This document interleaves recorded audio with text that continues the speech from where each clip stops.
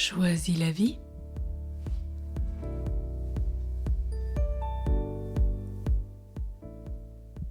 De la fusion amoureuse à la joie de l'amour vrai.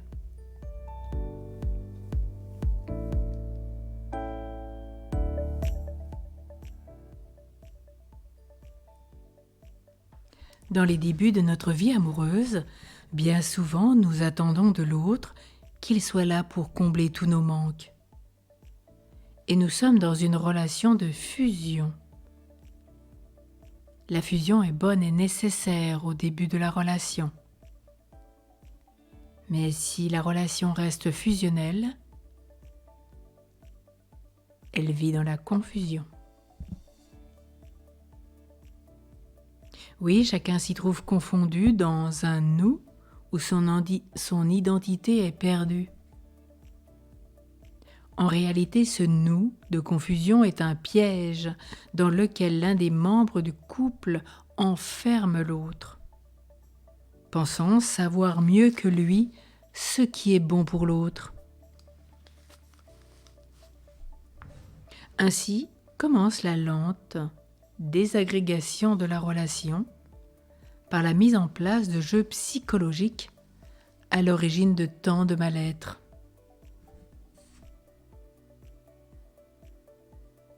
Nous rappelons bien que cette fusion est nécessaire au début, mais progressivement, le couple doit défusionner pour acquérir une maturité humaine, amoureuse, relationnelle et spirituelle.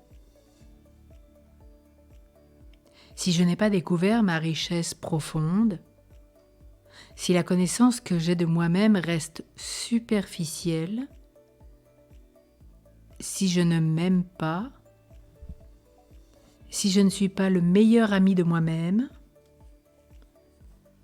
comment puis-je envisager de vivre une relation amoureuse qui soit saine ?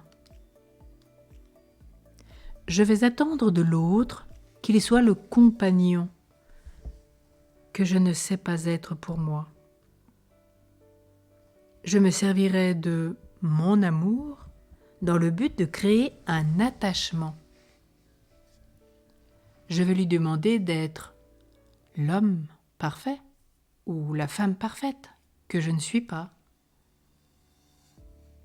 Et le dispensateur de l'amour sans faille dont je suis assoiffé. J'aurai la croyance que je peux être tout pour l'autre et l'envahir, le posséder au titre de mon amour. J'aurai la conviction que s'il m'aimait ou si elle m'aimait, il devinerait obligatoirement ce qui me fait plaisir et ma déception de ne pas être aimé comme je l'attends. Et cela alimentera des reproches sans fin. Je croirais devoir renoncer à ce qui est important pour moi dans le seul but d'être aimé davantage. Rappelons-nous tous ces jours que l'amour doit être gratuit, libre.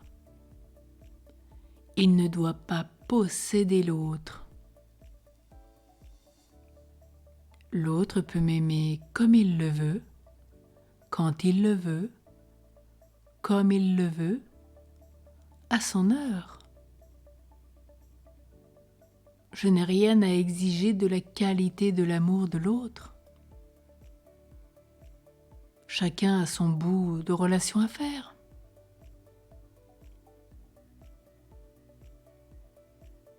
Et si pour moi l'amour est associé à la souffrance, à la peur déjà de perdre l'autre, à la jalousie, à l'angoisse, alors je suis déjà dans la possessivité, le désir d'appropriation.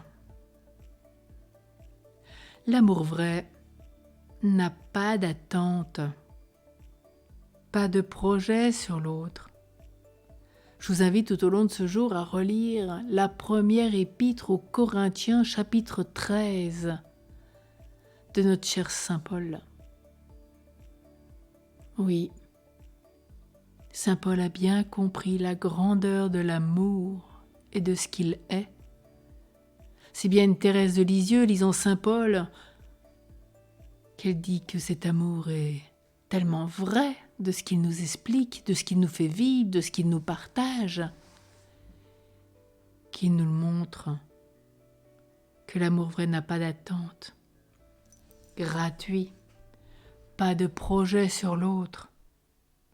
Il est vigilant, il est patient, il est persévérant, etc., etc. Vous relirez.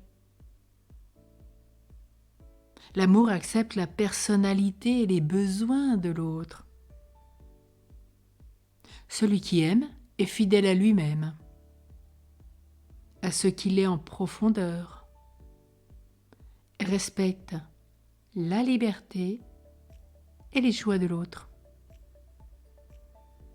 L'amour vrai autorise l'intimité personnelle et permet l'intimité commune. Alors demandons à Dieu, surtout pour tous ceux qui sont en couple aujourd'hui particulièrement, de passer de la fusion amoureuse à l'amour vrai, à vivre sans confusion, dans la gratuité, la liberté. Et avec Saint Paul, prions et cheminons. Et tous ensemble, nous allons grandir car l'amour, c'est bien un sujet réservé pour tous. Car pour les célibataires, il en est de même avec Dieu. Nous pouvons posséder Dieu. Dieu n'est pas à notre service. Dieu est l'amour même. Il se donne, se livre totalement, gratuitement. Et il n'attend qu'une correspondance de nous-mêmes. Et nous voyons bien que souvent nous sommes pauvres. Et ce n'est pas en possédant Dieu qu'il va nous aimer davantage. Il nous aime en plénitude. Il ne changera pas son amour pour chacun d'entre nous.